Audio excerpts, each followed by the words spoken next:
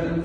Oyun davamiyyəti yaranıb. Bilmirəm, siz evdə hiss eləmişsiniz ya yox? Hiss eləmişsiniz? İndi məşğul olanlar. Aha, nə kimi dəyişiklik gördünüz evdə? Nəsə qaşıqlar falan düşürərdim, nəsə oyuncaqları. Pankartları mən xanım psixoloji şey eləməm, çünki tam inkişaf eləmədi, onu kəşf eləyən vaxtı deyək.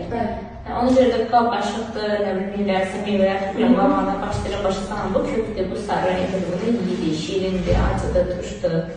Belə bir izah edirəm, oturan yerində. Əvvəllər elə idi ki, biraz səbirsiz idi. Bir-iki oyuncaq bir daha ora-bura atırdı, çıxırdı. İndi oturup ucu yavaş-yavaş ev yoxdur. Əvvəl 2 dəqiqə oynayırdı, indi biraz 5 dəqiqə oynayır. Yavaş-yavaş bu vaxt... Gözləməsi olmuş. Bəli, mən özüm onu hiss elədim. Çünki birinci seansda ümumiyyətlə heç nəyə, belə deyim, davamlı oynamırdı.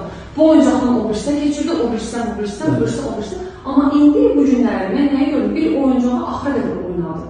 Və mən onu çox sevirəm. Bizim üçün demək ki, yaxşı, demək ki, artıq inkişafda gedir.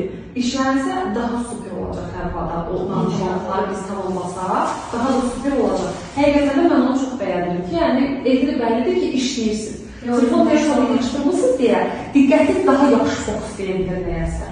Oyunlara, oyuncaqlara, pedagoqa artıq diqqətini daha yaxşı cəlb edə bilir.